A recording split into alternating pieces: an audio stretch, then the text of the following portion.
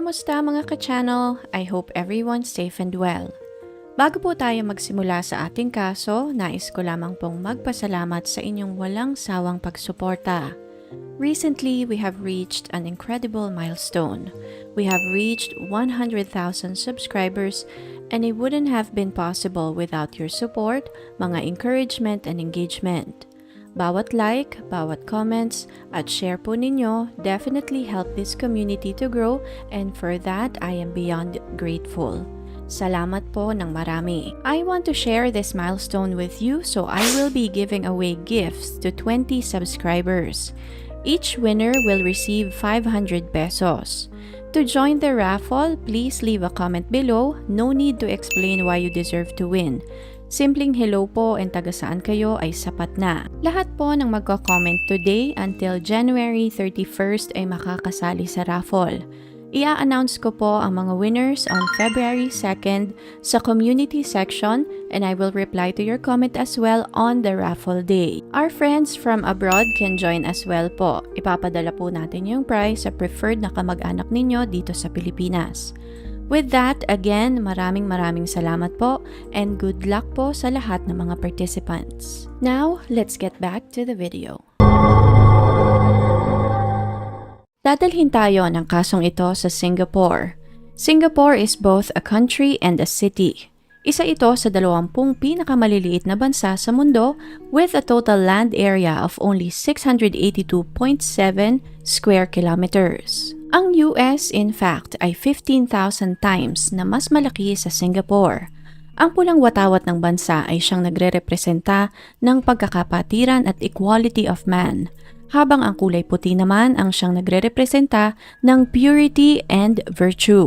Singapore has the largest port in Southeast Asia and one of the busiest in the world. Nagkaroon ng significant na pag-unlad ang bansa dahil na rin sa focal position nito sa southern extremity of the Malay Peninsula, kung saan dinodominan nito ang Strait of Malacca na siyang nagkukonekta ng Indian Ocean sa South China.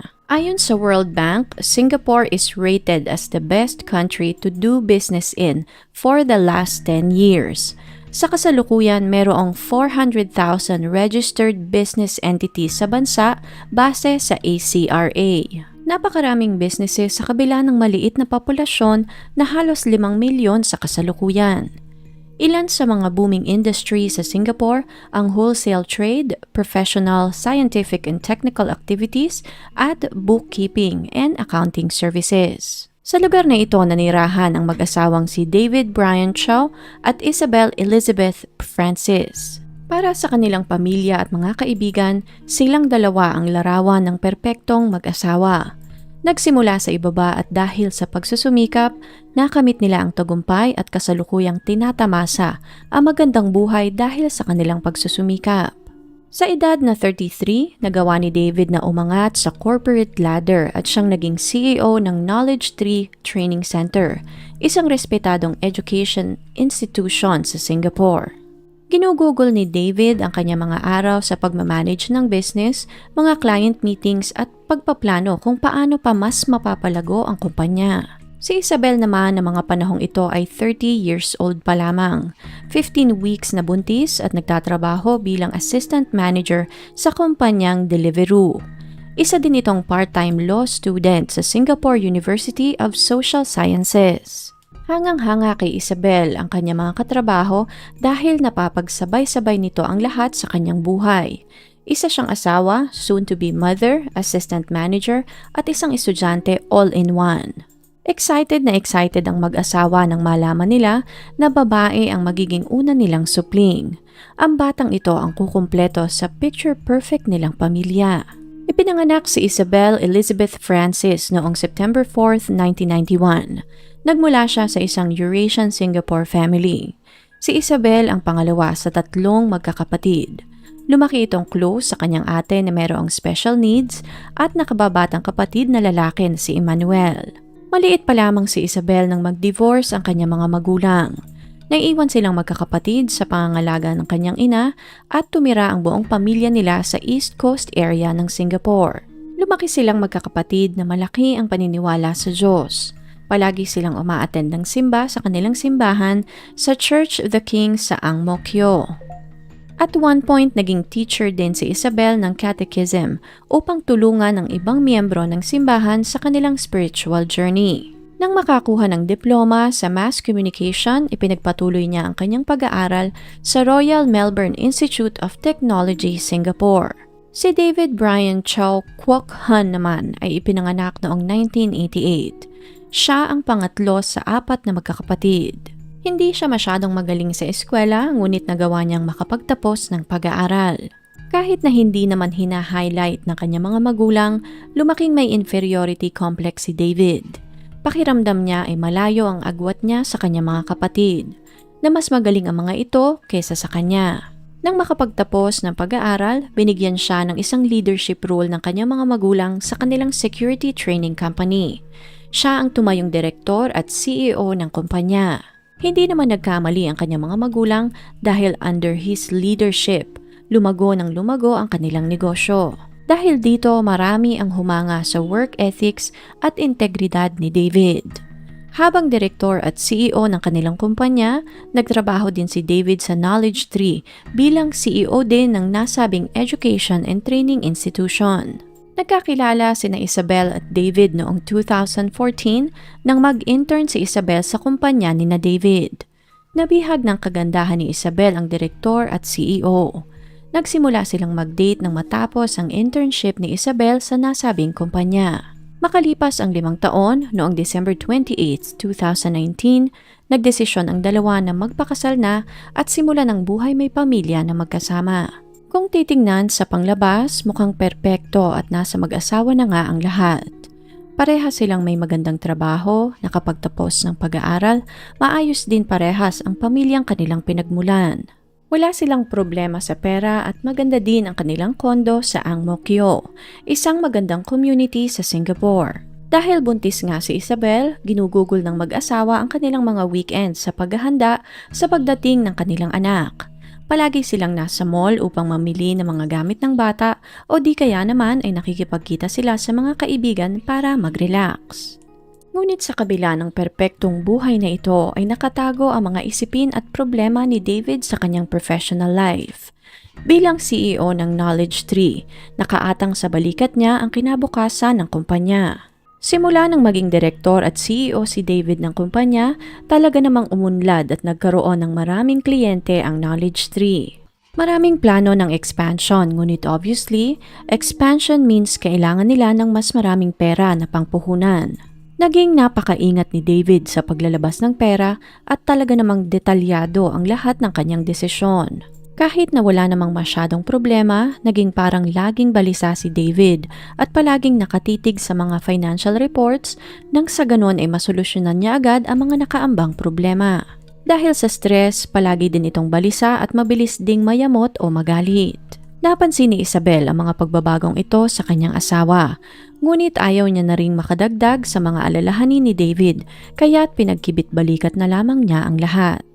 Inisip na lamang ni Isabel na baka kabado ito dahil malapit na nga itong maging isang ganap na ama sa pagsilang niya sa kanilang panganay.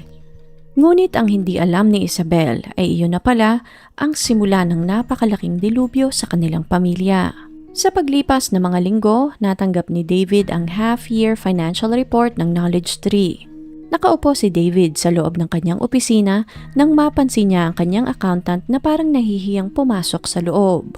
Parang natatakot ito na ipakita sa kanya ang financial report na hawak nito. Nang makita ang nasabing report, nagdilim ang paningin ni David. Base sa financial report ay lubog na pala sa utang ang Knowledge Tree. Base din sa report, napakalaki ng lugi nito, lubog na sa utang at malapit ng mabankrupt. Hindi maintindihan ni David kung ano ang kanyang nakikita dahil based sa mga dating financial report at sa pagkakatanda niya, kumita ang Knowledge Tree ng halos $1 million between July 2020 hanggang July 2021. Hindi rin sila nakaranas ng kahit na anong financial loss between July 2021 hanggang November 2021 during COVID-19 pandemic. Ngunit kahit na alam ni David ang katotohanan at maaaring nagkamali lamang ang kanilang accounting department, ay hindi niya naiwasang mag-alala sa kinabukasan ng knowledge tree. Halos hindi makagalaw si David sa kanyang silya. Parang napako ito sa kanyang kinauupuan dahil hindi niya alam kung saan magsisimula. Ang alam niya ay maayos ang kumpanya, ngunit bakit ganoon ang laman ng kanilang financial report? Nag-flash sa isip ni David ang muka ng kanyang mga business partners, mga investors, pati na rin muka ng kanyang mga empleyado. Kung totoo ngang bankrupt na sila, ay mawawalan ng trabaho ang kanyang mga empleyado at magsasara ang knowledge tree. Hirap na hirap siyang intindihin kung paano iyon nangyari dahil simula nang umupo siya sa posisyon ay naging napakaingat niya sa paglalabas ng pera at paggastos. Ngunit ang hindi alam ni David ay nagkamali lamang ang accountant sa paglalagay ng decimal point sa kanyang report. Naunahan si David ng takot at pagpapanik at dahil sa patong-patong na stress, hindi na nakayanan ni David na linawan ang kanyang pag-iisip. Tumakbo ng paulit-ulit ang mga scenarios na maaari niyang kaharapin kung totoo ngang nalulugi na ang kumpanya. Takot na takot siyang maging isang talunan at magmukhang kawaawa sa harap ng kanyang kapamilya at mga kaibigan. Hindi iyon pwedeng mangyari dahil malaki ang tiwala ng mga tao sa kanya. Hinding-hindi niya kakayanin kung lahat ng kanyang pinaghirapan ay mawawalang parang bula. Sa pagdaan ng mga linggo, mas lalong tumindi ang anxiety ni David. Paulit-ulit na nagpe-play sa kanyang isip ang magiging kinabukasan ng kumpanya kaya't hirap na hirap siyang makakuha ng magandang tulog. Ang dating tindig ni David na confident at matalinong CEO ay naglaho at napalitan ng pagkabalisa. Dahil parang mas lumalala ang sitwasyon, wala na ring nagawa si David kundi sabihin ang lahat sa kanyang kapamilya. Nagtulong-tulong ang buong pamilya upang i-assure si David na okay lamang ang lahat, na naruroon sila kung kailangan nito ang makakausap. Isinuhestyon din ng kapatid na lalaki ni David na kumuha ng second opinion dahil maaaring may pagkakamali lamang sa financial report. Hindi lamang ang pamilya ni David ang nag-assure sa kanya, kundi pati na rin ang kanyang mga business partners. Paulit-ulit nilang kinalma si David at sinabing makakaya nilang harapin ang kahit na anong bagyo basta sila ay buo at magkakasama. Ngunit lahat ng payong ito ay lumampas lamang sa pandinig ni David. Nakatatak na sa utak niya na isa siyang talunan at maaaring ilang linggo na lamang ay magsasara na ang kumpanyang matagal niyang pinaghirapan. Kahit anong payo at pagpapakalma sa kanya ng mga taong nagmamahal sa kanya ay hindi na nagawa pa ni David na makabalik pa sa realidad. Stress has a powerful ability to distort perception. At sa kaso ni David, ito ang siyang nagpalala sa sitwasyon. Isang problema na dapat sana'y madali namang solusyonan. Dahil sa stress, halos 1 o 2 oras na lamang ang tulog niya araw-araw. Hindi na niya nagawa pang makapag-isip ng matuwid bilang CEO ng kumpanya dahil naunahan na siya ng takot at hiya at mabansag ang isang talunan. Sa pagdaan ng mga araw, mas lalong lumala ang mental state ni David. Iniwasan nitong makipag-usap sa mga kaibigan maging sa kanya mga kapamilya. Lahat ng mga nakaschedule na meeting sa mga kliyente ay kinansela na din ni David. Hindi na rin ito lumalabas ng kanyang opisina sa kanilang bahay at maghapong nakatulala sa financial report ng kumpanya. Katulad ng nabanggit kanina, isang matikas na CEO si David. Mahal siya ng kanyang mga empleyado at malaki ang tiwala ng mga ito sa kanya. Ngunit dahil sa stress at anxiety at depression, sa kasamaang palad ay hindi na nagawa pa ni David na makabangon. Hanggang dumating siya sa punto na hindi na niya kaya pang mag-isip. Desperado na siya kaya't nagdesisyon siya na tuldukan na ang kanyang buhay. Madaling araw ng January 11, 2022, buo na ang loob ni David na tapusin na ang kanyang buhay. Habang nakaupo sa kanyang silya, inisa-isa niyang tingnan ang LinkedIn profiles ng kanyang mga kalaban sa industriya. Paulit-ulit na tumakbo sa kanyang isip na magre-resign ang kanyang mga tao at lilipat sa mga kalaban niyang kumpanya. Sa isip niya ay ganoon talaga ang mangyayari lalong-lalo na at nakita pa nga ng mga ito kung paano siya nag-breakdown sa harap nila. Pakiramdam niya ay wala na siyang silbi ng puntong iyon.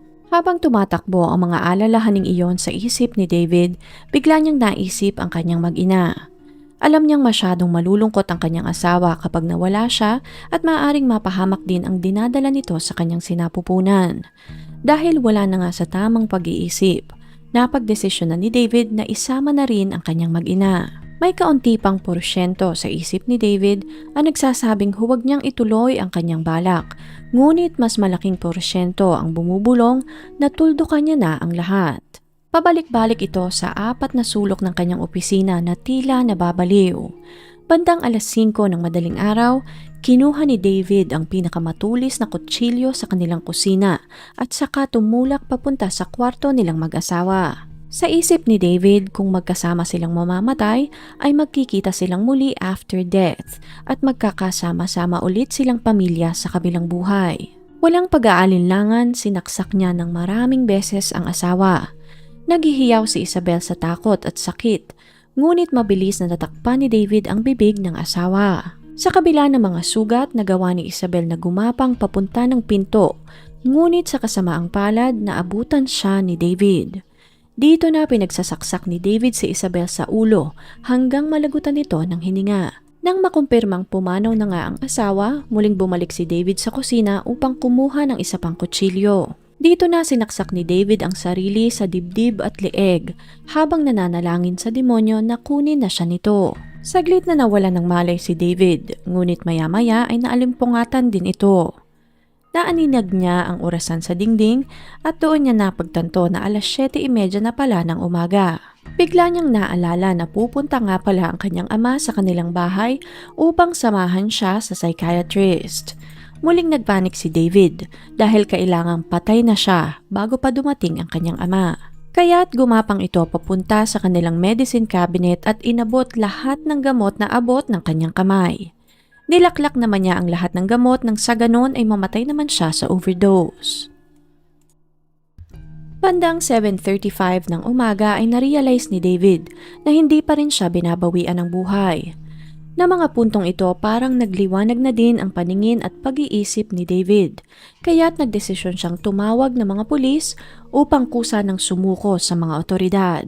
Dito na rin niya tinawagan ng kanyang ama upang sabihin na hindi na nito kailangan pang pumunta sa kanilang bahay. Kahit na paika-ika, nagawa ni David na i-unlock ang pinto. Tumihaya na lamang ito sa sahig nakatitig sa kisame habang naghihintay na dumating ang mga pulis. Nang dumating naman ang mga pulis, inannounce na mga ito na patay na nga si Isabel. Na mga puntong iyon, humihinga pa din si David kaya't dali-dali nila itong dinala sa pinakamalapit na ospital. Base sa autopsy report, 15 tama ng saksak ang natamo ni Isabel sa ulo, leeg at tiyan. 2 sa mga saksak na ito ang tumapos sa buhay ng ginang. Isang saksak na tumago sa kanyang baga at ang isa naman ay sa kanyang leeg. Nakumpirma din sa autopsy na ang batang nasa sinapupunan ni Isabel ay pumanaw na rin. Habang nasa ospital naman si David, mababaka sa mukha nito ang pag-aalala at pagsisisi sa kanyang nagawa. Paano sila nahantong sa ganoong sitwasyon? Kahapon ay isa siyang respetadong CEO, isang mabuting asawa, anak at kapatid. Isang pinuno na mahal ng kanyang empleyado. Napakabilis na naging pangyayari dahil ng puntong iyon ay baliwala na lahat ng magagandang bagay na nagawa niya ng nakaraan. Nang mga puntong iyon, isa na siyang mamamatay tao at ang kanyang pinatay ay walang iba kundi ang babaeng kanyang pinakasalan at ina ng kanyang anak, pati na rin ang bata na sana'y bubuo sa kanilang pamilya. Dito na rin nalaman ng mga pulis ang naging punot dulo ng lahat, ang financial health at ang financial report ng Knowledge Tree. Ni-review ng otoridad ang financial records ng kumpanya at dito na sumambulat sa kanila ang katotohanan. Hindi naman pala totoong nalulugi ang kumpanya. In fact, maganda ang financial health ng Knowledge Tree taliwas sa pinoproblema ni David na nalulugi na ang kumpanya. Ang problemang patuloy na tumakbo sa isip ni David hanggang masiraan ito ng bait ay walang iba kundi simpleng pagkakamali lamang sa financial report. Mali ang pagkakalagay ng decimal point ng accountant na gumawa ng report sa spreadsheet na naisubmit sa kanya. Nakarating din sa kanyang pamilya at mga katrabaho ang nangyari at walang nagawa ang lahat kundi mag-guilty dahil parang pakiramdam nila ay nagkulang sila ng pagpapaalala kay David. Hindi rin naiwasan ng kapatid ni David na mapahagulhol dahil all along ay tama pala talaga siya ng hinala. Ngunit sa kasamaang palad ay hindi nakinig si David sa kanya na kumuha ng second opinion. Ganon din ang kanyang mga business partners dahil parang pakiramdam nila ay hindi tumagos kay David ang assurance nila na wala namang problema na hindi nila kayang lampasan. Ayon naman kay Dr. Sarah Chen, isang prominent psychologist specializing in workplace mental health, kapag sobrang stress ng utak ng tao, nawawalan ito ng abilidad na paghiwalayin ang mga bagay na totoo at perception lamang. Dahil pagod at sobrang stress ang utak, tatambay lamang ito sa isang bagay na gusto nitong paniwalaan.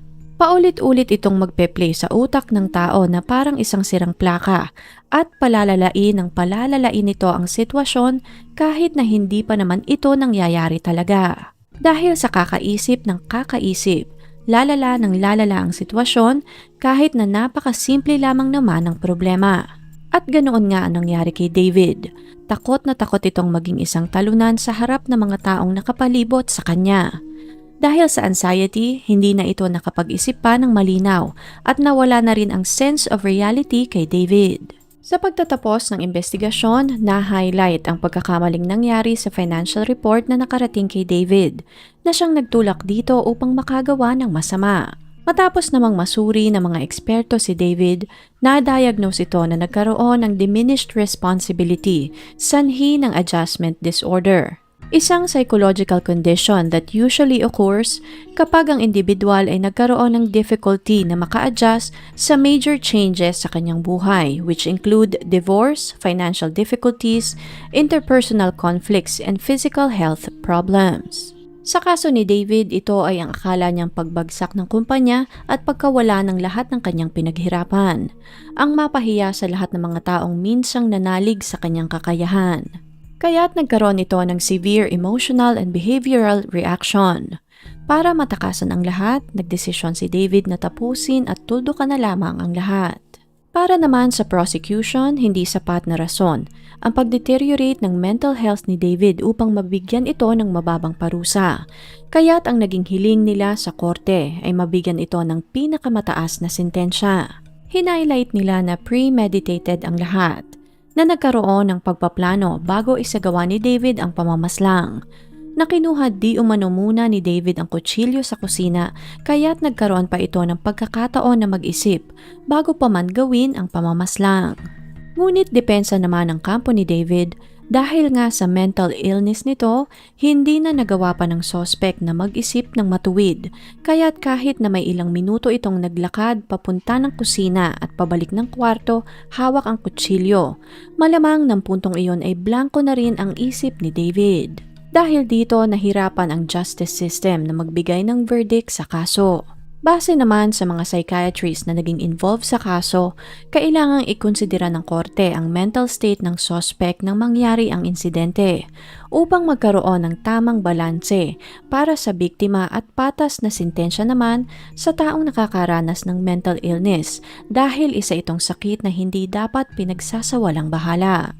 Dahil sa mga rason na ito, pumayag ang Deputy Public Prosecutor na ibaba ang mga charges ng pagpatay into culpable homicide not amounting to murder, which is equivalent to manslaughter sa Singaporean law. At dahil doon, nakaligtas si David sa parusang kamatayan. Sa pagpapatuloy ng trial, nabuo naman ang tensyon sa loob ng korte. Naroroon parehas ang pamilya ni David at pamilya ni Isabel. Matapos ang mahabang deliberasyon, nakapagdesisyon na nga ang korte sa magiging kapalaran ni David. Si David ay nasentensyahan ng 7 taong pagkakakulong sa pagpaslang sa kanyang mag-ina. Kinonsidera ng korte ang diagnosis ng mga eksperto kay David, ang pagkakaroon ng adjustment disorder at kung paano nito binago ang pag-iisip ng suspect. Kung inyong iisipin, napakababa ng parusang ito na naipataw sa suspect dahil 2 buhay ang kanyang kinitil. Ngunit para sa 2 pamilya, maigsi man na naging sentensya. Iyon pa lamang ang simula ng mahaba at masakit na journey ng paghilom para sa kanilang pamilya. Hirap na hirap ang pamilya ni Isabel na tanggapin na wala na ang kanilang kaanak at hindi na rin nila makikita pa ang anak ni Isabel. Para sa kanila, napaka-lenient na naging parusa kay David.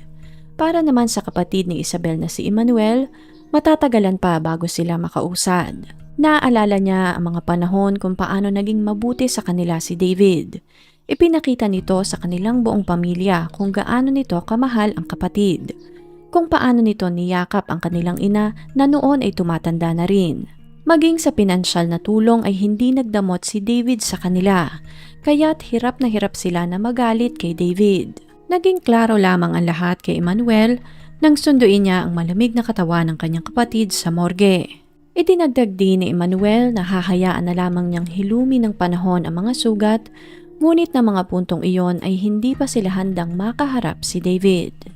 Sa pagtatapos ng kasong ito, ipinaliwanag ni Dr. Brian Yeo na hindi katulad ng depression, ang adjustment disorder ay isang short-term psychiatric condition lamang na maaari ding gumaling sa loob ng 6 na buwan.